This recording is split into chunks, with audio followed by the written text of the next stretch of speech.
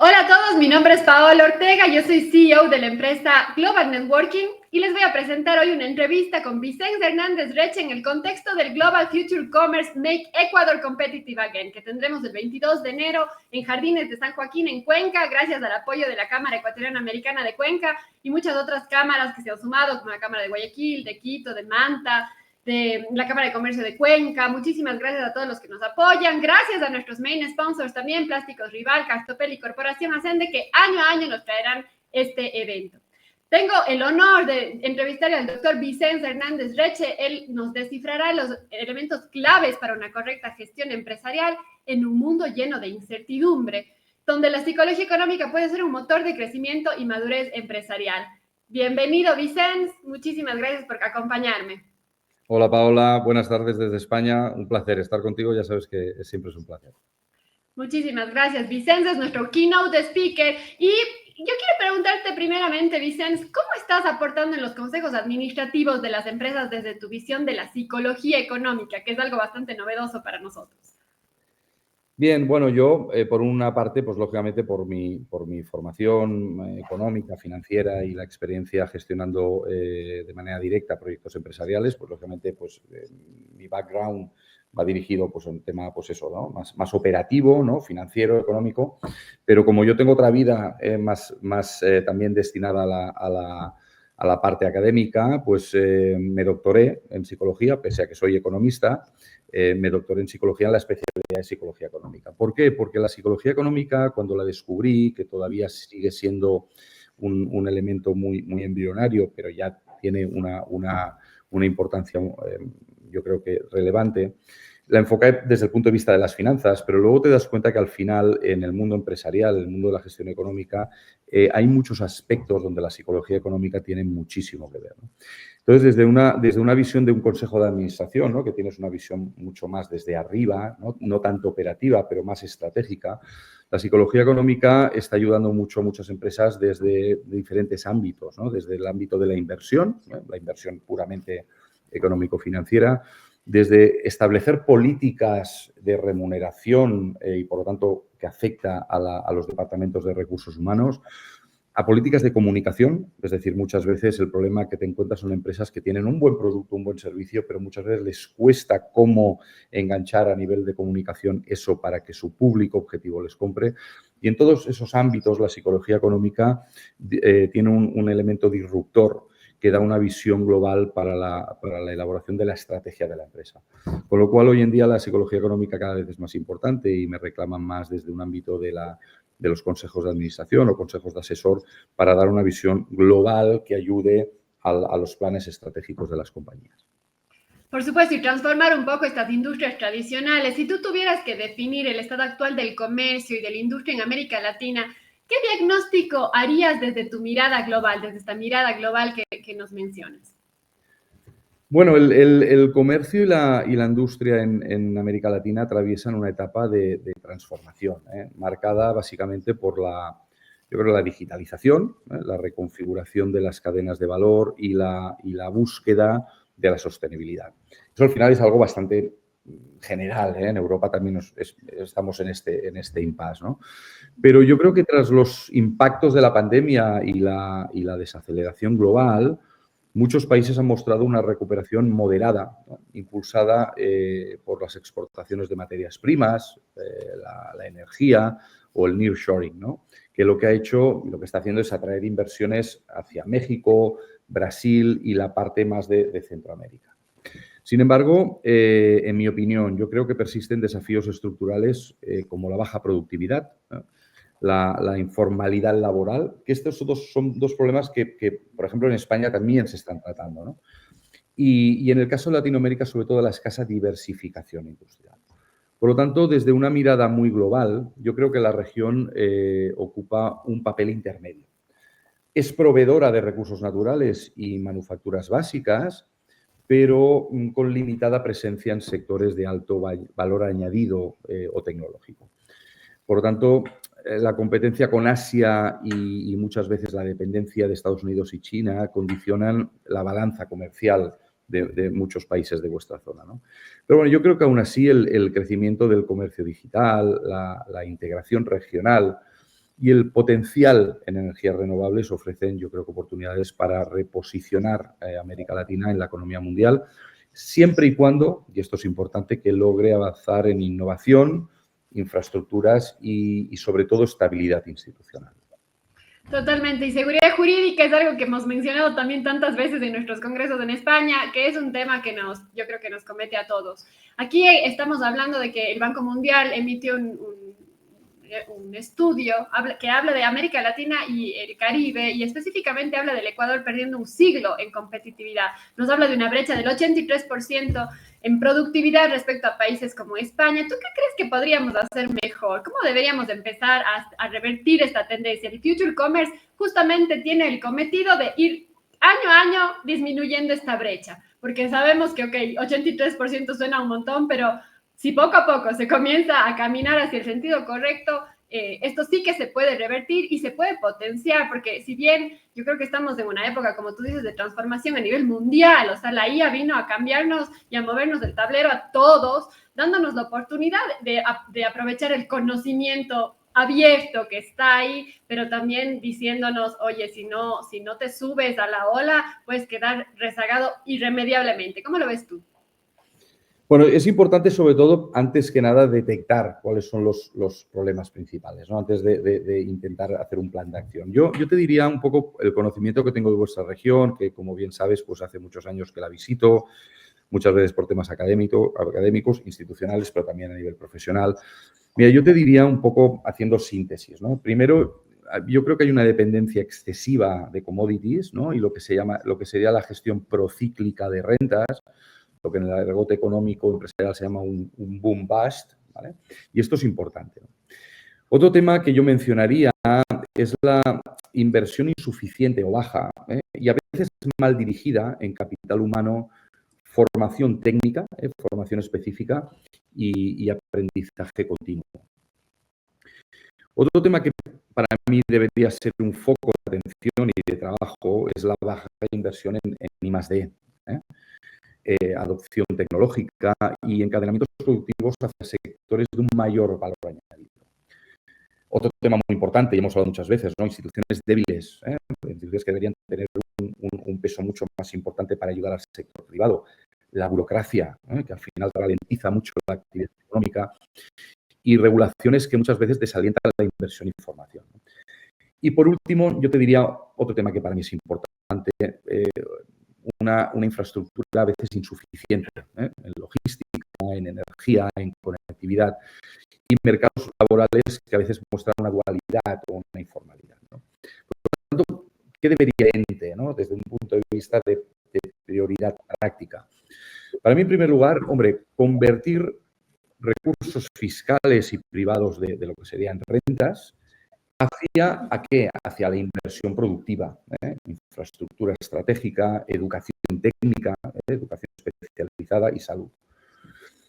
Y eso lleva a hacer una política industrial inteligente, con metas sectoriales, ¿no? Exportación con un valor diferencial, incentivos temporales condicionados, si quieres, a inversión en aprendizaje y colaboraciones locales. Yo creo que esto es muy importante, hacer una incidencia muy, muy clara en la colaboración, la competitividad, es decir, podemos ser competidores, pero eso no quita que podamos y tengamos que cooperar, ¿no? Un tema muy importante es el reformar marcos regulatorios, ¿no?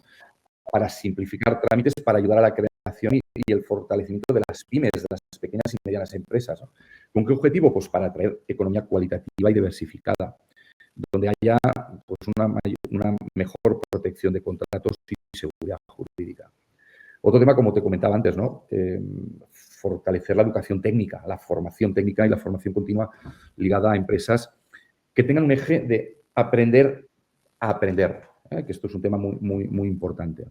Y esto lleva a que, en un momento como el que tú comentabas de la inteligencia artificial, pues impulsar la adopción digital y la investigación y desarrollo con una financiación público-privada. De ahí la importancia de que el sector público sea mucho más eficiente, ¿no? Para generar alianza entre la universidad y la empresa, que es un binomio que muchas veces no se explora y es un motor de crecimiento económico importantísimo. Otro tema que creo que en este informe también se menciona, y yo creo que es importante, es mantener la disciplina macroeconómica y generar unos marcos fiscales creíbles que permitan planificar a largo plazo y atraer inversión, ¿no? Y yo creo que, hombre, apostar, otro tema muy importante a nivel mundial, no solo en la región latinoamericana, ¿no?, que es apostar por la sostenibilidad energética y la economía verde como un elemento no de cumplimiento normativo, sino como un elemento de ventaja competitiva, ¿no? Hablar de renovables, agroindustria sostenible, biotecnología. Y en Ecuador este tema se potencia un poquito más porque nosotros somos un patrimonio cultural, o sea, nosotros somos un país multiétnico y pluricultural. Y el otro día estuve entrevistándole al líder de la comunidad Shuar y le preguntaba su visión sobre cómo mira el futuro. Y en verdad me preocupó un poco el hecho de sostenibilidad y no tenemos esta visión de cuidar lo nuestro. Eventualmente esto va a desaparecer y es un poco lo que pasa con la globalización, si se quiere, es verdad, o sea, nos estamos volviendo una aldea global, pero ¿qué tanto se puede proteger esto que vale la pena proteger? Y desde este lado quería preguntarte que esto que tú dices, ¿no? El cambio no es solo tecnológico, es un cambio mental, es un cambio cultural. ¿Tú cuál crees que es el principal cambio de mentalidad que deben tener los empresarios latinoamericanos para ser más competitivos? A ver, para mí el principal cambio de mentalidad, como dices, es que los empresarios latinoamericanos deben adoptar, pasar de una lógica reactiva y de corto plazo a una visión estratégica orientada al aprendizaje, a la innovación y a la colaboración, ¿no?, como te decía antes. Durante décadas, gran parte del empresariado de la región que he conocido ha operado bajo una mentalidad defensiva, no reactiva, proteger rentas, adaptarse lentamente al cambio y muchas veces depender de políticas públicas o ciclos externos que al final no dependen de uno.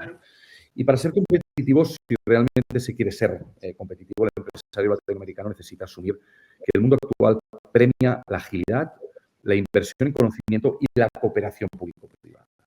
¿Y esto qué implica? ¿Esto qué quiere decir, no? Pues esto implica dejar de ver la competencia como una guerra de precios y comenzar a verla como una carrera de capacidades, ¿no?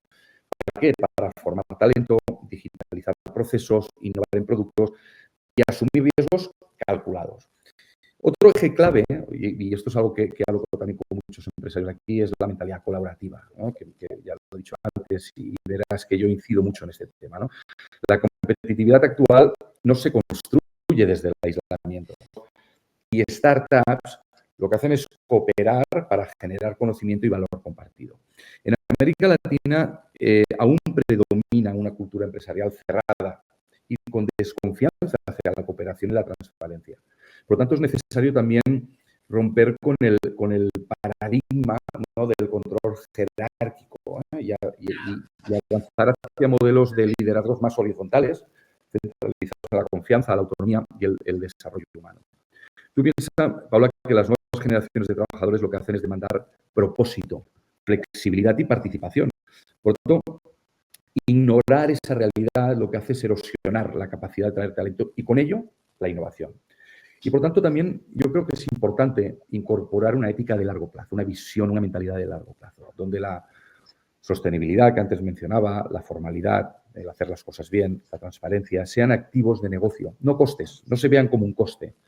En síntesis, yo te diría que para mí el cambio clave es evolucionar de un empresario que se resiste al entorno, ¿no?, o reacciona al entorno a uno que tiene una mentalidad activa y lo que hace es transformarlo mediante la innovación, alianzas y sobre todo un propósito social. Finalmente, yo te diría que, para no alargarme mucho, ¿no?, pero el empresario latinoamericano debe redefinir el éxito empresarial, no solo en términos de rentabilidad financiera, que es importantísimo, no nos olvidemos, pero también de impacto social y ambiental. La sostenibilidad, la inclusión y la ética ya no son una opción, ¿vale? Son factores que yo creo que son competitivos, pero muy decisivos. Algo que a mí me da esperanza es el tema del talento. Es verdad que las nuevas generaciones queremos ya no creemos en los límites, entonces estamos todo el tiempo rompiendo barreras, desafiando, pero es verdad que si es que tú tienes un sistema muy jerárquico que no te permite opinar, que te permite solamente hacer lo que tu jefe te dice, de cierta manera, este tema creativo se acaba, se limita a hacer lo que te piden que hagas. Y en Ecuador yo creo que esto es relevante porque la inversión en investigación y desarrollo es 6 veces menor al promedio mundial de acuerdo al informe este que comentábamos del Banco Mundial. Y el tema de la innovación viene de la mano de la investigación y el desarrollo y las nuevas generaciones se han capacitado, se han especializado y tienen muchísimo talento que pueden aportar. El otro día, en el sentido que tú me hablas, del otro día me ponían un ejemplo y me decían, claro, en Ecuador es muy común que tú te pones una tienda y se ponen 3 tiendas al lado para competirte, pero me contaban este caso de éxito que me hizo mucha gracia y me decían, pero en el tema de unas cafeterías, ellos lo dieron como algo bueno y al cambiar esa visión y al ver esa perspectiva, se acercaron a los otros dueños y dijeron, hermano, ¿cómo hacemos para que esto se vuelva una zona de cafeterías? ¿Y cómo colaboramos para que yo me especialice en, no sé, en los mejores coladas moradas y tú te especialices en la mejor comida italiana y al final lo que consiguieron es que se vuelva un lugar social donde la gente tiene más opciones y no es una cafetería. A mí me pareció como fabuloso el ejemplo porque es una muy buena manera de ver que es un cambio de mentalidad. Entonces, en el tema más de real estate, tú tienes muchísima experiencia, no solamente en el tema de tu empresa como CEO. Quiero que nos cuentes un poquito sobre tu experiencia en Inverbis Gestión, el tema de la inversión, de la inclusión, el propósito, como cuéntanos un poco tu experiencia desde tu rol de CEO. Vamos a ver, fíjate que lo que habla el Banco Mundial, ¿no? Que es un poco, refleja, te lees ese informe y refleja un poco la realidad de Latinoamérica y la nuestra, la española, la europea, ¿no? No es un tema solo de adquirir conocimientos, ¿no? Sino desarrollar la capacidad para adaptarse y reaprender de forma continua, ¿no? Nosotros como empresa, pues lógicamente, pues hemos pasado por la disrupción digital, ¿no? Y muchas veces el error, ¿no? Y que todavía pasa, es decir, bueno, pues oye, ahora hay que hacer inteligencia artificial, blockchain, oye, pues voy a coger a los mejores informáticos, a los mejores tecnólogos. No se trata de eso. La gran disrupción viene por un cambio cultural. Es decir, no es un tema de, oye, pongo a 4 informáticos que saben mucho de tecnología, analizan los procesos. No, es que ese proceso requiere de un cambio cultural. Y no hay nada más complicado en una empresa que cambiar la cultura de una empresa. Siempre se ha dicho, ¿no? Y esto no es un tema mío, ¿no? Es un tema de los grandes gurús del management, que la cultura se come a la estrategia para desayunar. Tú puedes tener una gran estrategia para la empresa, ¿no? Un plan estratégico muy, muy bueno, pero si la cultura corporativa no cambia, es complicado que ese plan estratégico llegue a buen puerto.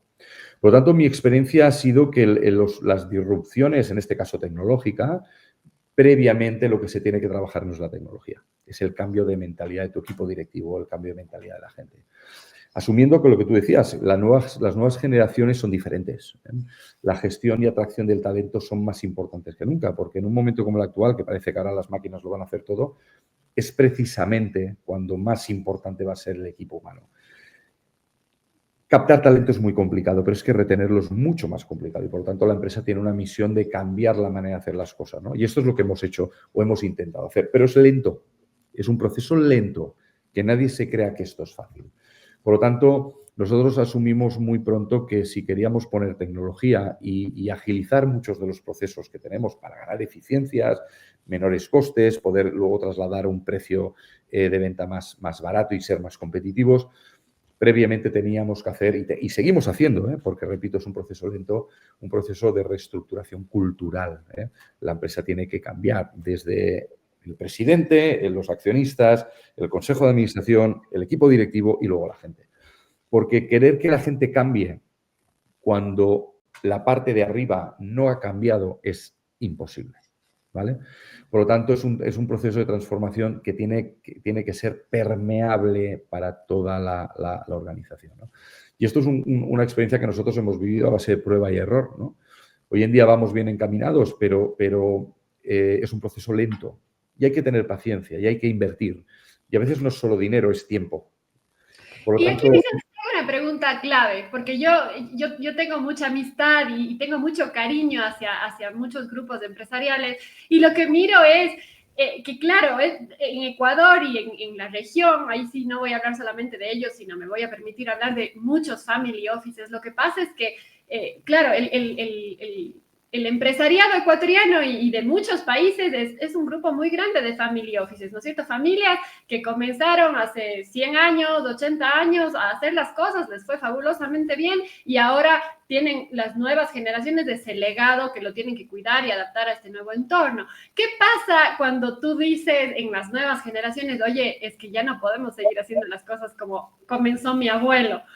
Qué difícil dar ese paso. ¿Y qué es lo que tú dejarías como mensaje en ese caso? En el caso en el que tú estás parado frente a un grupo industrial o comercial, a una gran serie de empresas y tú estás al frente y dices, ok, pero ya no podemos seguir haciendo las cosas de la misma manera. bueno, esto no es fácil, es lo que te comentaba, esto no es nada sencillo, ¿no? Fomentar una cultura de organización diferente, porque tiene que cambiar la cultura. Y esto es complicado. Y tú lo has explicado muy bien. Esto pasa mucho, por ejemplo, en España y en concreto en Cataluña. Tenemos mucha empresa familiar. Tenemos un entorno muy arraigado de empresa familiar, ¿no? De empresa que pasa de generación a generación. Y muchas veces me he encontrado, y lo he vivido como gestor ejecutivo, que una empresa familiar o que viene por un líder con un temperamento, ¿no? Siempre las cosas se han hecho siempre así, siempre nos ha ido bien.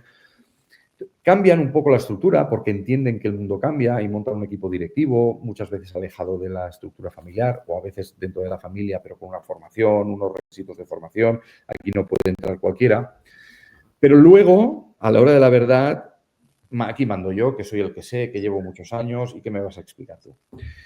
Esta mentalidad tiene que romperse, ¿no? Es decir, fomentar la innovación en contextos de recursos limitados, ¿no? Que muchas veces pasa, decir, oye, es que yo no tengo mucho dinero, es que a veces no es un tema de dinero, ¿no? Pero, y alta incertidumbre, lo que requiere es un liderazgo distinto. Y es un liderazgo que tiene que inspirar la creatividad, la que priorice el aprendizaje y aproveche el talento interno que tienen las compañías antes que basarse en un presupuesto económico externo, ¿no? La innovación en realidad florece mucho más en la escasez que en la abundancia. Entonces, cuando se convierte en una forma de pensar general, es mucho mejor que cuando se genera solo de un departamento, ¿no? Que es lo que te decía antes, no voy a generar un departamento de I+D. No, es que es un tema que tiene que ir desde arriba. Y si desde arriba este empresario, como tú decías, lleva muchos años, no empieza a entender que hay un cambio de paradigma, va a ser muy complicado que eso permee, ¿no? Por lo tanto, tiene una raíz cultural. Yo te diría, Paula, yo por la experiencia, es que el primer paso es crear una cultura de confianza y autonomía, ¿eh? Los equipos deben sentir que pueden proponer, experimentar y equivocarse sin miedo. La innovación es eso, es prueba y error. El error bien gestionado es fuente de aprendizaje y mejora continua. Un error medido, con una gestión de riesgos bien controlada. Pero un líder innovador no castiga el fallo. Un líder innovador tiene que gestionar la pasividad. Hay otro tema muy importante para mí, que es el intentar alinear la innovación con el propósito de la empresa, ¿eh? Innovación no es hacer algo nuevo por moda o porque se tenga que hacer, sino resolver mejor los problemas de los clientes, ¿no? Optimizar procesos o generar incluso valor social. Cuando el propósito está claro, los esfuerzos innovadores se vuelven coherentes, incluso con recursos escasos.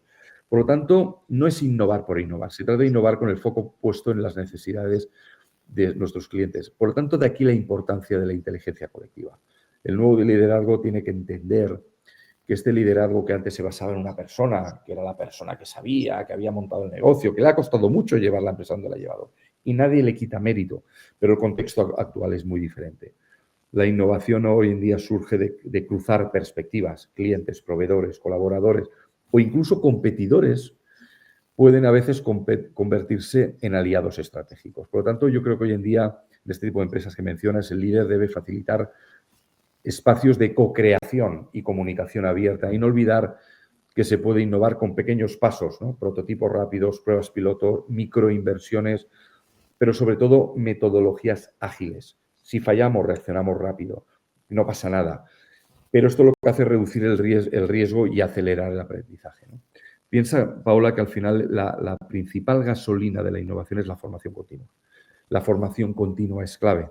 Estos líderes que dicen, no, yo ya lo he visto todo, llevo muchos años y ya nada me sorprende. Estamos en un entorno que todo cambia rapidísimo. La formación que hiciste hace 10 años no es que no te sirva, pero ha quedado un poco obsoleta. Por lo tanto, la formación continua es clave. En tiempos de cambio, invertir en conocimiento está demostrado que genera mayores retornos que invertir en equipamiento, en activos, ¿no? Y por tanto, Imagínate. capacitar al personal en un pensamiento crítico, creatividad y uso de herramientas digitales fortalece la resiliencia organizacional. Y esto es algo que estos empresarios que llevan muchos años y que repito y reitero, que nadie les quita mérito de lo que han hecho, porque si la empresa sigue viva es porque algo se ha hecho bien. Pero el paradigma hoy en día es muy diferente.